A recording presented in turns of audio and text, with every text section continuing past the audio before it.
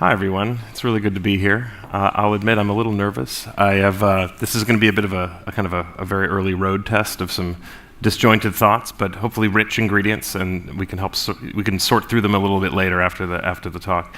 So actually, I didn't come up with the title for this talk. I'm not actually sure. I should probably blame Liam.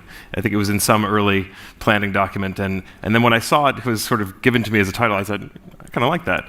It seems sort of grandiose, and I like there's sort of like an impatience built into it. Let's finally connect all this stuff. We've been doing this for a generation. We've been digitizing. We've been migrating databases. We've been building platforms. We've been doing aggregation. We've been doing engagement. So there's a bit of like impatience. I feel like we've done so much. We've accomplished so much, but there's so much still to do.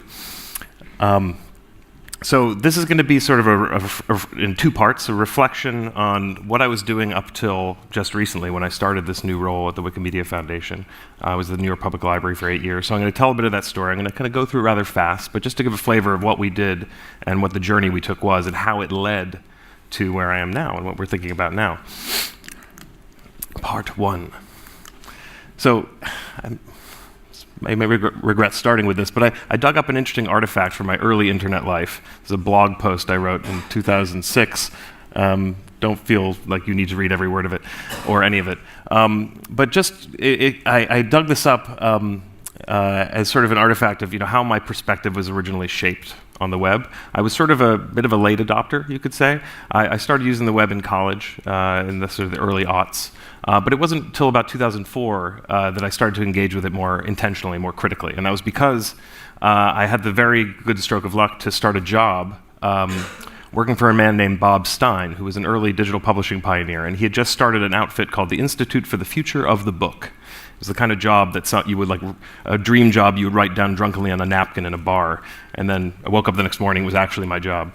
And we were thinking very expansively about where publishing was going, where the book was going, but more expansively, where the technology of thoughts was going, and was that going to be a new version of the book in a digital context, or were new forms going to take their place? And here I was writing in a series about concerns about Google's kind of consolidation as a platform and into a kind of an all-encompassing office suite, the office suite where I now live my life, basically, as a remote employee. And they had just purchased a little company called Writely, which sort of became Google Docs. So it was interesting, and I was reflecting on, what are the implications of writing in network spaces where you don't really kind of control all the terms, and there might be kind of a sense that, they are kind of reading you. You are starting to be kind of a quantified commodity. So this is sort of where my perspective was formed, and I think I carried with me a lot of the values I developed growing up around cultural institutions and libraries and museums. And for me, I think the idea that I very naturally gravitated to was the web had the potential to be a grand library, in that it was interconnecting all knowledge, and that like a library, hopefully, ideally, privacy could be respected, the right to free expression could be respected. But these are just, I think, just trying to articulate and kind of refamiliarize myself with one of my most basic instincts and kind of motivations in this space, and where did my perspective form. And I think one of the things that gave me encouragement that the web was potentially moving in the direction of being a great library was Wikipedia.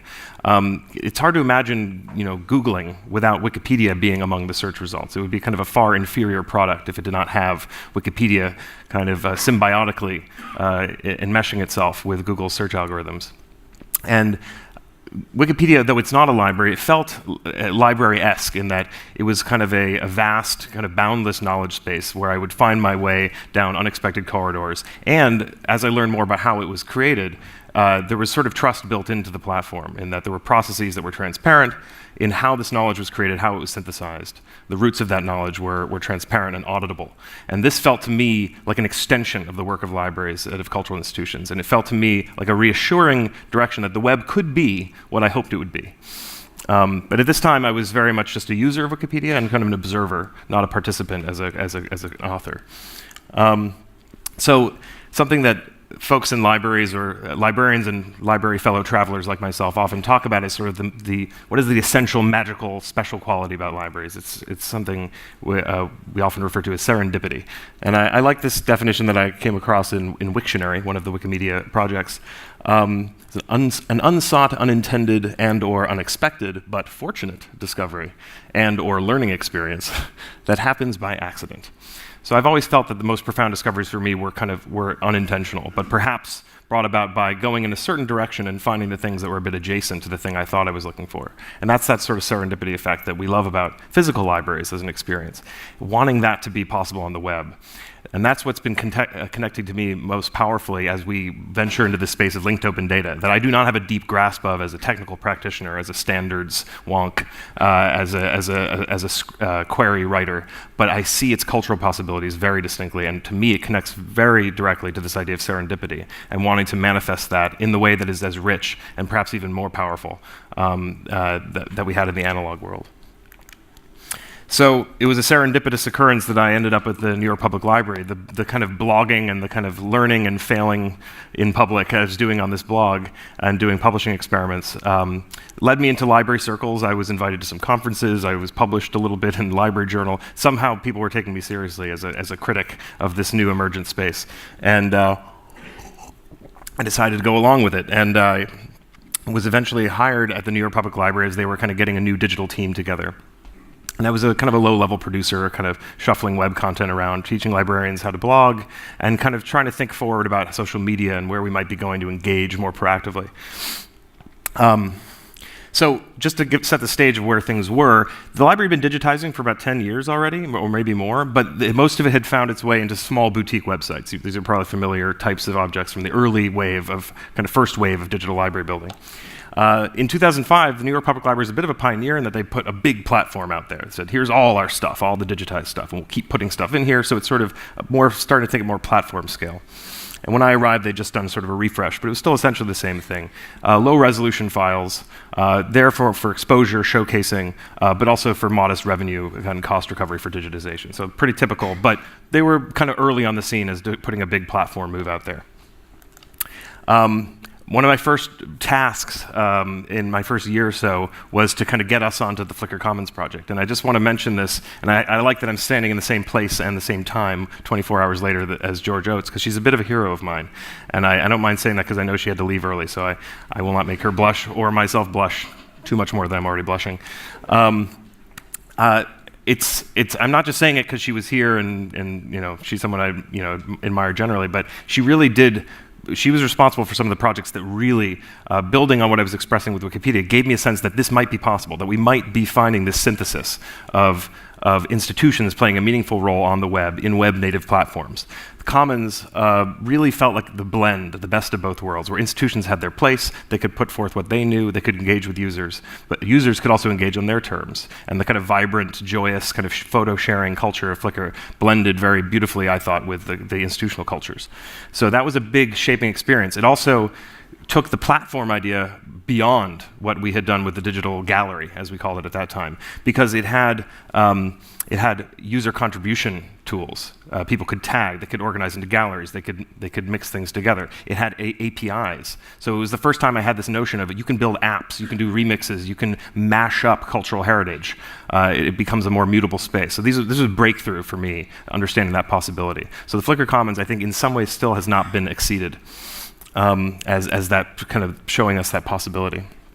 And I won't, you heard about Open Library yesterday from George, I won't go into that, but that too, in its own way, blending with the kind of the rich heritage of library knowledge and library data, felt to me, in its aspiration, that synthesis, the best of both worlds, that could produce the web that I would like to see. So things got really interesting when I sort of persuaded a few people to give me a couple of resources, and I got to hire a developer, and we started to get into some trouble. So we started to think about that legacy of digitization as sort of already becoming a little bit stagnant, a little bit kind of, now what? We digitized stuff, we put it online, but now what? So we started doing what I kind of think of as core samples. We started looking at individual collections where we'd seen signals of interest. Collections where there had been an exhibition that had been very popular, where we had seen some organic remixing kind of without any prompting, or signs of interest in the reading rooms themselves, people asking different questions about these collections. And all of this was sort of, around all this was this idea that we need to start thinking about the library not as a repository where people come to us, but really as a node that is pushing data and collections and knowledge out. And at that point, thinking of it more of just like, let's reach out, let's engage, let's embrace the world. But increasingly, as my understanding kind of deepened about the space and the possibilities, these lines that were doodled by a colleague very, very quickly suggested to me a network being built. At this time, though, it was just more like, let's get out there. But it started to become an idea of a networked library. So one of the first projects that really got things going, maybe some of you have come across this. This was in 2011. It was an amazing collection of restaurant menus, which have an incredible data set kind of latent in them. And it was first cued to the librarians and archivists who managed this that might be a way to look at this collection when an oceanographer spent weeks indexing individual fish species and prices over decades to try to make inferences about the health of the fisheries in late 19th century and early 20th century Manhattan, forensic marine biology. So we built a transcription interface, said, hey, maybe you can help us produce this data set. We want structured data, not linked open data in the proper sense, but discrete items of data that we can track and look at trends. So we created this project.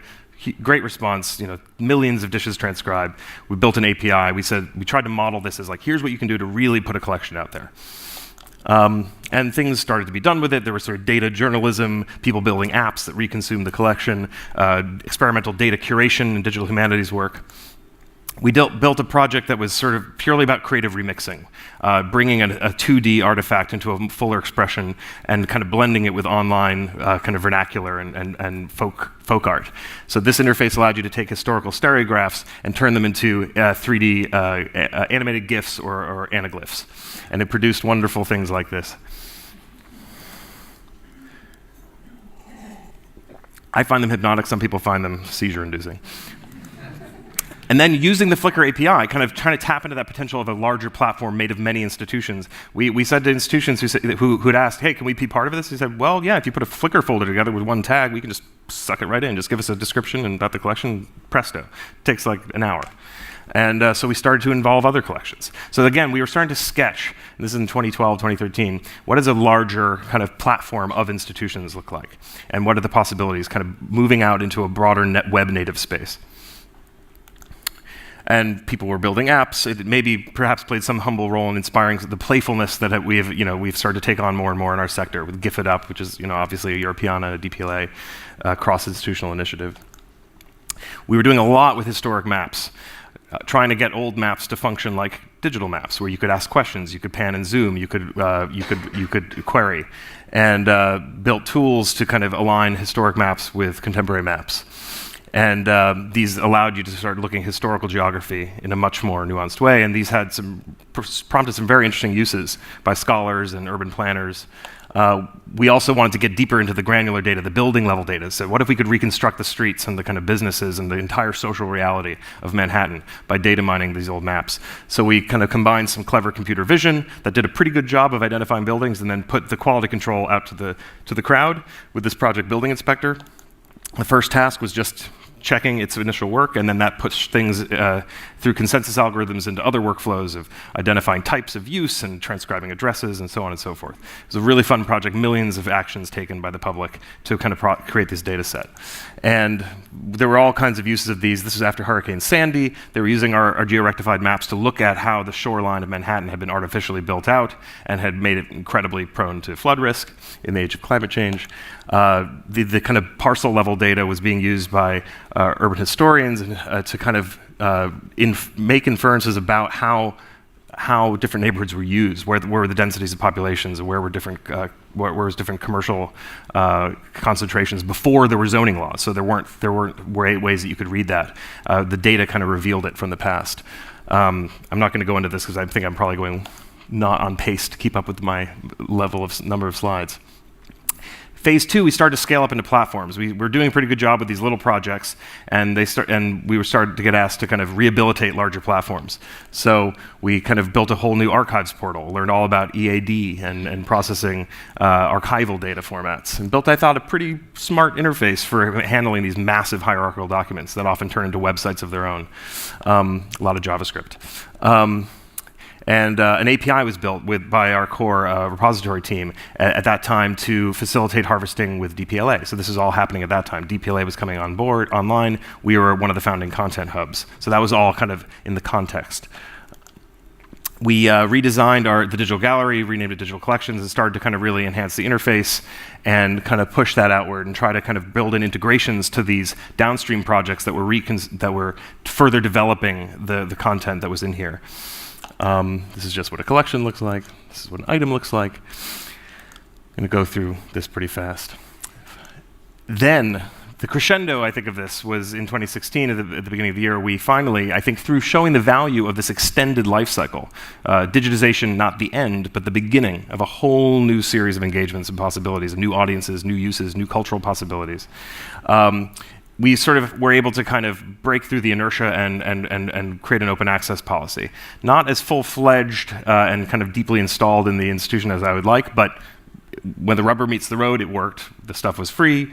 We were able to do this. And I was really particularly proud of how we did the fanfare of the announcement. It wasn't just saying, here's a big impressive number of things, here they are, here's a data dump, and just how cool is that. It was really trying to emphasize that the whole point of this, the whole point of collecting these things in the first place, then digitizing them, processing them, then developing the metadata, putting them out here, changing the policies, is so they can be reused. So we put a huge emphasis on the reuse potential. And one of the things was really the kind of test for me of whether we were making any kind of progress here was that we put together a bunch of example projects.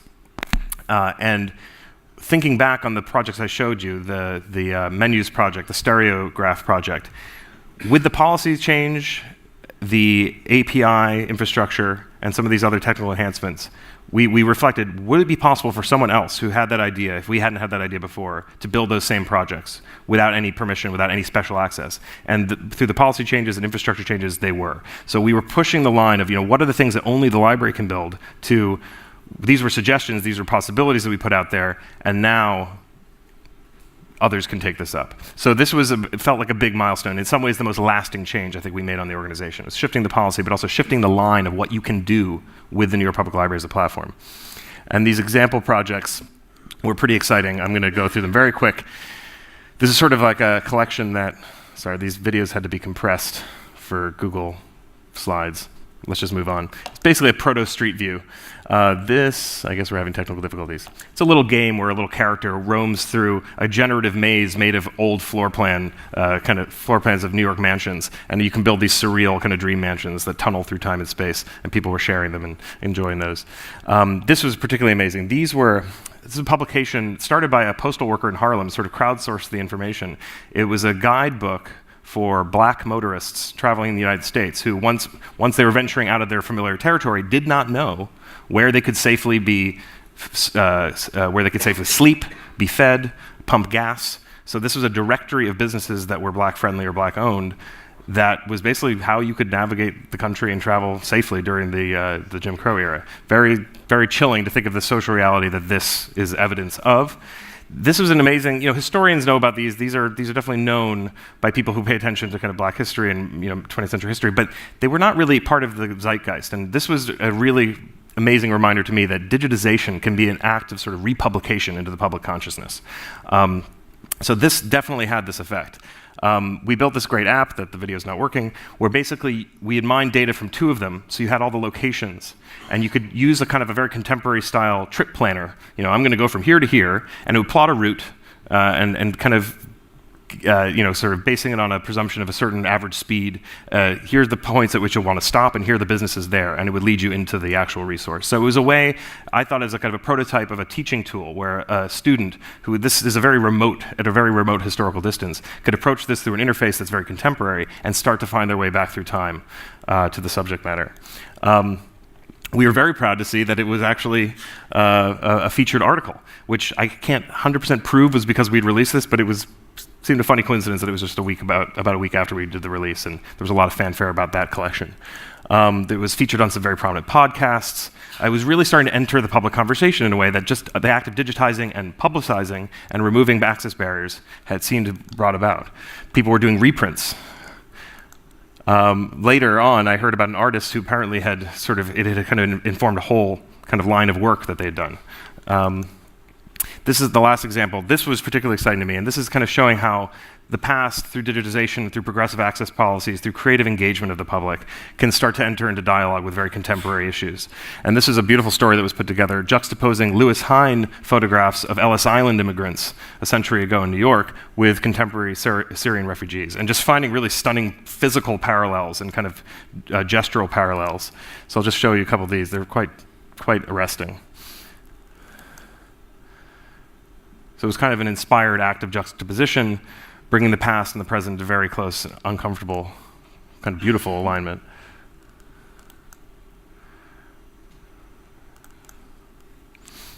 So, and just a few other implications of this, we found our way into the new beta CC search because we had an API, we had open access. We did play a role sort of in a quiet way behind the scenes in helping the Met to go full open access. They had done sort of a quasi, say, for non-commercial purposes and things like this. And not too long after we did our release, our team was invited over to talk with them and say, look, so how exactly did you do it? Like, what was the rationale? Tell us about everything you did. And a year or so later, they huge thunderclap. They did it beautifully, really rigorous with licensing, very proactive Wikimedia integration. They did it better than we did it in a lot of ways. So that was very proud to see how institutions can influence each other, jostle each other, make each other a little jealous for the greater good. And I did learn too that in doing this, we brought acquisitions to the library. Laurie Anderson, the widow of Lou Reed, apparently read the article, the big New York Times piece about our release, and that they were about to give the Lou Reed papers to a different institution, and it's kind of rerouted the conversation. They were very excited about the digital engagement that's happening, and so there is a direct line that I can trace to our release and sort of the conversation that started here that led to this kind of amazing acquisition. And where else should the Lou Reed papers live but in New York, obviously? So I'll skip through this quickly. We are also starting to think more platform scale, open scale, multi-institutional scale about our maps work. This is a crazy schematic for our space-time directory project, which is where all our spatial history and map stuff was going to be going. A big kind of multi-material index, cross-cutting index of New York City history through many different materials, all geolocated. So these are just very kind of prototypey interfaces of, one interface where you could find everything through the lens of space and time. And we started to think about linked data. The New York Public Library is actually really made of many libraries, many little fiefdoms and curatorial subdivisions, and they had many different collections management systems, some of them talking about the same materials to different levels of depth. And so we started to prototype a system that would create a kind of an enriched layer over all those in a registry system where every object at the New York Public Library would have a unique identifier, and that could enable whole new kinds of discovery and integration with the linked data, the broader linked data community. Fortunately, our luck ran out, sea change, new direction of the institution, and this all sort of basically got shut down. But I think especially with the examples we put out there and with the public domain release and the permanent kind of settings that were changed on the institutional dashboard, I do feel a sense of accomplishment that we were able to kind of really move things. A lot of the curators we worked with, I think, really it shifted their perspective, and they've really become leaders in their spaces. So it was a wonderful time that I wouldn't trade for anything, but it unfortunately came to a very dramatic end.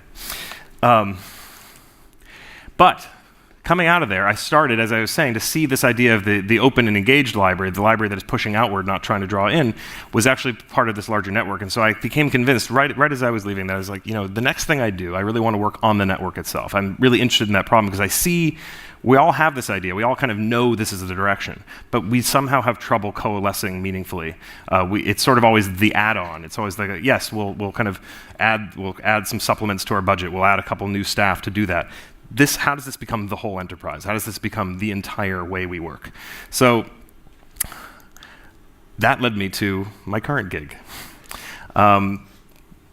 There were a few places I actually could think of where that was the project being worked on. And I was very fortunate that the Wikimedia Foundation was starting to create a new role and a new team at the foundation level to look at the kind of cultural collaboration space that had, to that point, mostly been left to the community. So this was a really interesting time to come on board. And this is just to kind of give a bit of a kind of a snapshot of where we are in the Wikimedia ecosystem. it's quite staggering. Wikipedia is the only top 5 website that is a nonprofit. It's really the kind of exception that proves the rule of consolidation and commercialization of the web that we live in now, which has become less and less like the web I hope to see, except for this improbable, kind of still going and still growing enterprise of Wikimedia and its allies. So. To me, this gives me a lot of courage. I'm very excited to now be directly part of this project. I was never a deep contributor, always an ally and a fan and a supporter and a user. So this has been a really amazing perspective shift for me, and one where I'm still so early in the learning curve. So even though I've been in the job for 9 months, I'm very nervous to give this talk because I'm like, I don't really actually know anything yet. So what we're about to get into is going to be a little choppy. And I'm going to see, okay, we're also running out of time. So I came at an interesting time, not just in regard to my team being new and my role being new, but the entire Wikimedia movement was in the process of taking a big step back and saying, hang on a second, we've come this far, that's amazing, we should celebrate this, but where are we going? We need to kind of take a step back and look far ahead, because there might be things we need to change now in order to kind of shift direction to get to a very different place on a different time horizon. The web is changing. More and more people are coming online. They never knew the web that we knew that was more open, that where there was more of a possibility of like, well, which paradigm will predominate, which paradigm will kind of prevail. There are people coming online in other parts of the world that think Facebook is the web. So we have, where does Wikipedia operate in this space? Where does Wikimedia operate in this space?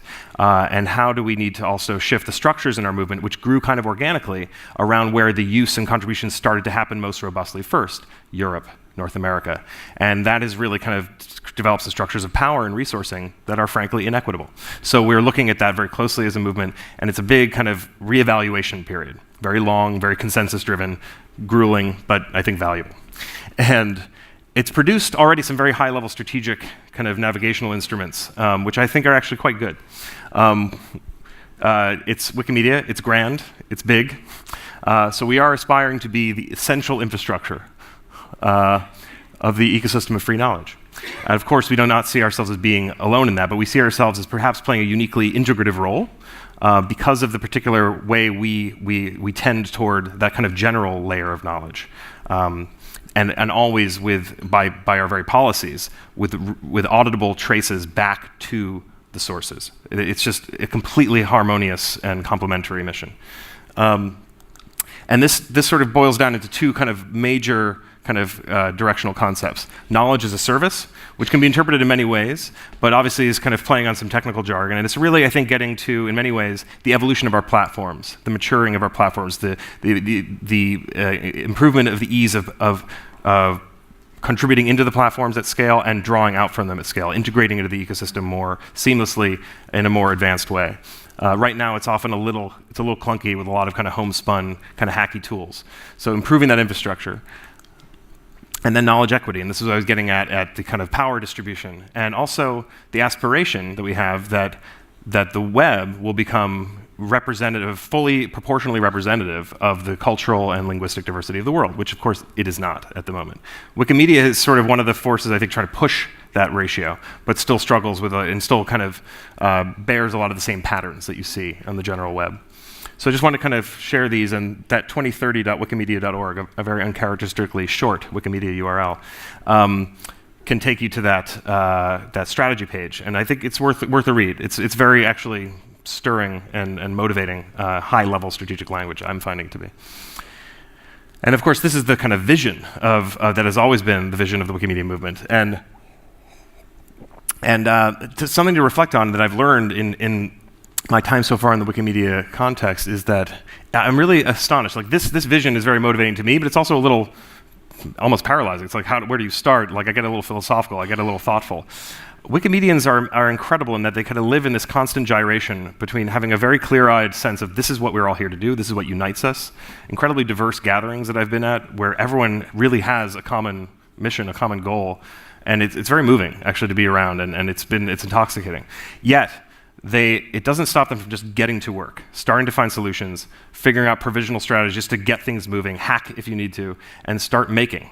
Go toward a topic you're passionate about and just start writing, start documenting, start organizing. It's a very industrious community, and that's, I think, that energy and that sort of gyration between the aspiration, this stratospheric aspiration and very tactical impulses to do and make and never sit still is what gave us Wikipedia. It's an incredible kind of dynamic. And imagine the web without Wikipedia, without that kind of general front door to practically any topic. So this is something I've just come to, I always sort of knew, I knew about it, but I've come to appreciate it at a deeper level since I've arrived. So our team is new, and again, a lot of the work in the cultural sector has mostly been driven by the community. And there hasn't been an office at the foundation looking sort of from the hot air balloon perspective saying, we should go there. And even if we say that, will anyone listen? Will they care? Are we right? So what we're trying to kind of proceed a little cautiously and sensitively, focusing on listening and concentrating on a few key efforts. But one thing that we are convinced of in our team and around our kind of GLAM strategy is that Wikidata is really kind of the focal priority. And I'm going to try clumsily, and I'm going to get better at this as I iterate on this talk and other engagements, to kind of talk about why we're seeing this as so fundamental. And this has been a theme, obviously, through the conference, linked open data in general. Yeah. Okay, I'm going to race. Rob Sanderson put this very well before, too, showing the original magazine cover of Tim Berners-Lee, the idea of the semantic web. It's been a great idea, something we've all responded to intuitively for a long time, but it hasn't ever really come to be. It's been a bit of an academic kind of sandbox. And this is the famous XKCD about standards. Wikidata could just be another one of those standards, but so far I think it's actually proving to be maybe the exception that proves this rule. It is becoming this sort of general utility layer. It's not superseding other linked data, parts of the linked data ecosystem, but it's providing a useful kind of hub function. And I think that is very kind of evolved from the function that Wikipedia serves. It's really a synthesis of what everyone is saying, the best kind of available synthesis at that time of the truth, or as close as we've approximated the truth. So I feel like this is a really interesting time to be here at this conference, at Wikimedia, in all the places we are, because I do feel like we're at a bit of a cusp, where it's starting to become practical, it's starting to become utilitarian, and show real impact. So, just to kind of outline some of the ways that we think that Wikidata is potentially very well positioned to serve this kind of galvanizing function. So it builds on this kind of wiki way that I was trying to describe earlier, where it's sort of the good enough approach, always iterating, a kind of a community-built, always evolving, always shifting, always adjusting kind of way of designing ontologies. Not trying to get it perfect before it rolls out, just like let's just get to work, let's just do it. And I think that's actually its key advantage in a lot of ways. It moves us beyond the encyclopedia, which, as rich and as essential a resource that is, I think, as we start to move away from desktops and, Google search as a kind of a discovery pathway to Wikipedia, I think Wikipedia's, position in the web ecosystem could start to become more challenged. It's going to get increasingly disintermediated from users and repackaged in different ways.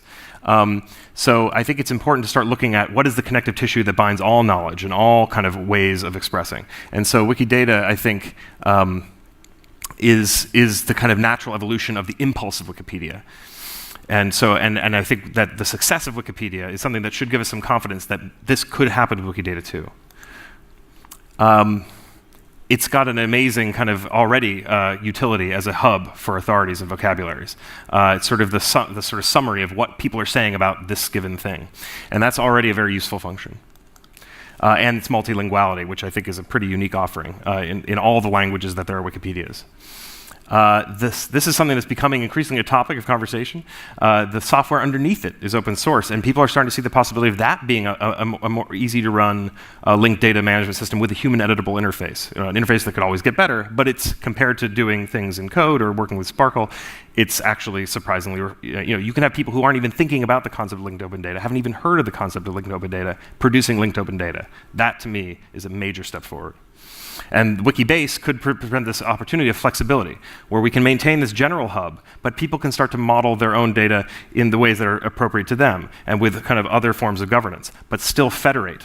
So this is different than MediaWiki software that powers Wikipedia being shared. It's actually not just shared software, it's a shared network of content. So I think that's quite a profound possibility of a federated ecosystem forming. So in short, it's linked open data as we've always wanted to, but it's starting to become practicable, approachable, and impactful. And here's just a kind of a snapshot from late last year where Wikidata's growth vector is. So it's starting to achieve some critical mass. There's obviously huge gaps still, but it's starting to have kind of the heft to become a real player and a real central node. So I think I am going to have to adjust course. Ingrid, we're really low on time, right? So. Okay, well, I'm going to race. So this is going to be fast. So GLAM, this is what we've been also doing looking back. What has been happening in GLAM? A lot of it has been around sharing digital collections. And there's examples of some great partnerships that have been done, often with a Wikimedian in residence, some of them sitting in this room. Coming from all different parts of the world, and sharing collections that start to have very expanded general utility as illustrations for articles that are being read by millions of people. And so this has been kind of often the first place we go to think about impact. Like, what is the benefit of working with Wikimedia? It's the eyeballs. I think that this can be meaningful, but it also can be a bit of a shallow metric. If you happen, it can see sort of incidental impact. If you happen to be kind of a peripheral illustration, is that really the full realization of the object you've shared? If it's an article about that object, that's a different story. Or if it's a representative type of a thing that the article is about. So I think it's not a one-size-fits-all, but the numbers are quite staggering. Just from that Museum of Veterinary Anatomy, just in the last month, approaching 6 million views of its objects. Since stats have been collected in some janky ways, so it might be a higher number than this, British Library items have been viewed 2.6 billion times. So the kind of scale of exposure that Wikipedia offers and Wikimedia platforms offer is staggering. So that's an amazing place to start, but I think we can go further. This is some beautiful graphics that Jason Evans, who spoke yesterday, has put together telling this impact story from the National Library of Wales, and they've been a real model in terms of what a deep integration with an institution can look like. And here's the Met Museum looking at the staggering differential between the views of their own artwork pages and the corresponding articles in Wikipedia. But what could we be doing more? And so I'm trying to find the connection between this expanded notion of impact and what we can be doing together in the linked data space through Wikidata. What other value could we exchange? How could we enrich each other? So whistle stop tour, very fast. And if I could have a little grace time, that would be awesome. But because we started a little late. But anyway, and this is far from comprehensive. These are things that have been on our radar. I would love if you could tell us later, oh, we also heard about this, or we're doing this, so please tell us. We're trying to kind of catalog and inventory these examples.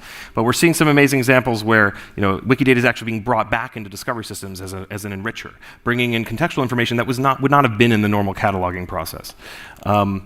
We're seeing, as I mentioned, an incredible kind of integration with Wikipedian resident model made permanent, so that you can start to have a much more ongoing, evolving kind of strategy.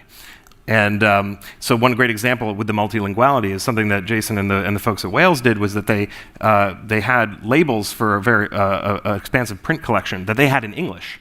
And because of the very active Welsh community on Wikidata and Wikipedia and other Wikimedia projects, they were actually able to get for free translations into the language of their core audience. And that's not something they had to even prompt in any significant way. It just sort of happened as a product of being on the platform. And then why stop there? You have translations into other. So this is about talking about that two-way street, where how do we really look at our future together as very deeply reciprocal and based in respect and collaboration. And these are other things you can do with their collection now that it's being modeled in Wikidata. You can map, you can, et cetera. Other examples, some of them very nearby, with the KB here, incredible use in digital preservation where they're storing technical metadata for historical software and using that as the kind of the whole set of fallbacks so they can run emulation as a service in their own catalog, just using Wikidata as the technical metadata repository. So the variety of uses is quite staggering.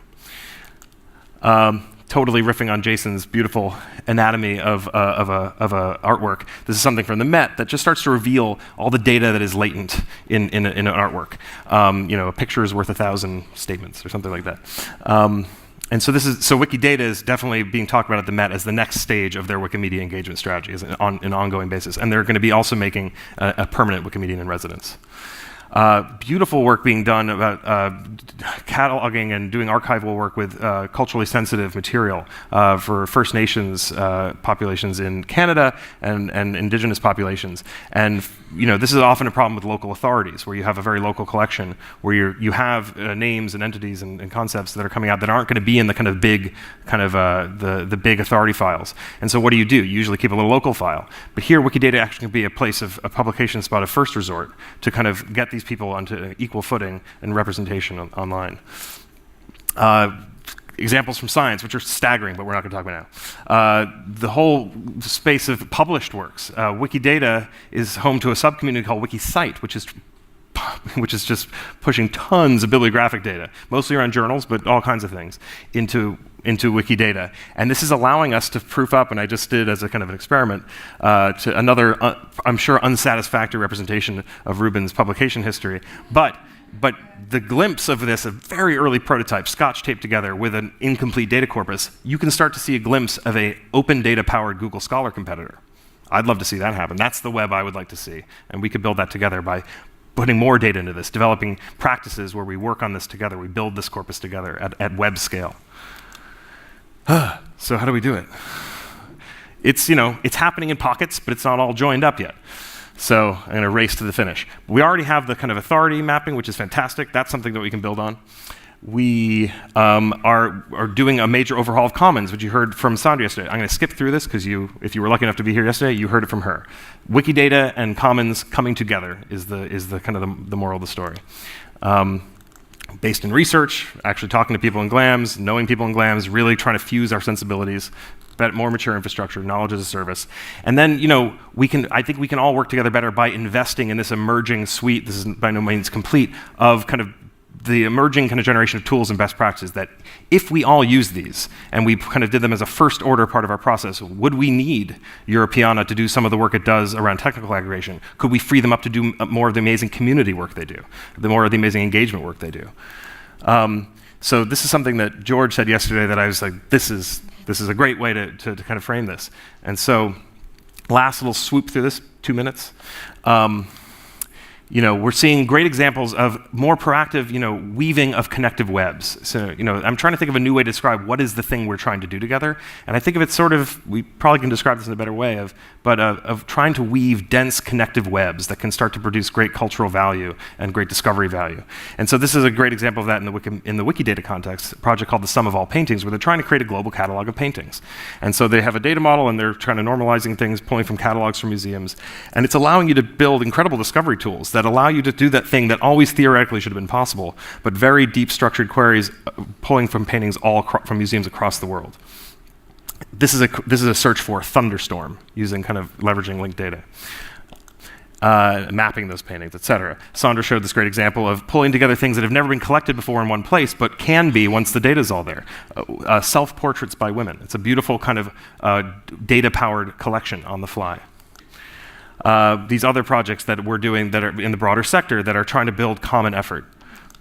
This is a great example of a scholarly project in the States that is taking a lot of different disconnected historical data projects around the historic slaves trade and trying to build one massive linked data kind of set of that. And they might even be using Wikibase, I hear. So we'll follow up on that, Jens. And then the last thing I want to say is, beyond that, beyond sort of intentional weaving of dense webs, how do we start to kind of marry that with a kind of a deeper sense of social responsibility and closing knowledge gaps? And so this is a kind of a very striking diagram, and also I love how it just sort of tilts the world in an unfamiliar angle. But there are more Wikipedia articles inside this circle than outside of it. We're in that circle right now. So being in that circle right now, what does that do to you? How does that maybe change the way you think and the way you act, the kinds of projects you prioritize, the kinds of partnerships you seek, the kinds of dialogues you engage in? This is something that is wonderful about working in the Wikimedia space, is it's constantly challenging you to just open up and get outside of your assumptions. So bridging those knowledge gaps. There's examples in the Wikimedia context of incredible community-driven grassroots heritage projects. This is not in the space of collaborating with institutions, getting uploads, getting content. This is people going out with cameras and documenting the world, documenting heritage sites, getting the heritage registers together from governments and making those into work lists and going out and shooting everything, having a big photo contest. It's the biggest photo contest in the world. It's in the Guinness Book of World Records. And they vote winners, but they start to illustrate Wikipedia articles about these monuments. It's a beautiful thing that happens every year. And there's some incredible photographers. Okay. And Wiki Loves Africa is a spin-off campaign focused on African heritage. Beautiful work coming out of there. Wiki Loves Butterflies is an Indian project. And these are some of the core team doing that. An incredible project with the Polish chapter and the National Museum of Ethnography in Warsaw. And they worked together and they learned kind of best practices of ethnography and worked completely as a team together to document the Carpathian Mountains and the folkloric traditions there. And digitization. Much of the world is still not digitized. Coming to the close. a project I did at the library that relates, but I won't talk about. A thing in Colombia that's amazing, I won't talk about it. But it's about social capital. Like, how are we building social capital through the work we're doing as cultural institutions? And then just to close with the great stuff that I think Europeana is doing. I'm so excited by the way Europeana is evolving into these thematic collections and outreach, exposing and more densely connecting what they already have, and then seeking more and motivate and starting conversations. And I think these are wonderful examples, and I would love to see this go further and even blend with the practices the Wikimedia community has developed in ways that we haven't even yet explored. And so, again, coming back to what are the cultural and social possibilities linked to open data? We're talking a lot about the technical parts, but let's think more about this part. And I think this could be a whole new conversation. And a way to cultivate serendipity in a networked world that we can really kind of use to anchor our work. And I'll end with this beautiful quote from Chris Borg, a wonderful library director at MIT. Just read this and then I'm done. This is about a new way of thinking about serendipity. We need it more than ever, and we need it for as many people as possible, because encountering new, unexpected ideas and information, being exposed to data, arguments, concepts, through books, for example, that we didn't know existed, just might be the key to helping us all think in new ways, see the world through a different lens, and see new ways to solve old and sticky problems. This is a kind of a data social responsibility that we need, I think it's our role to maintain, and that the Googles of the world and the Facebooks of the world clearly aren't. They have completely different incentives. And so with that, thank you.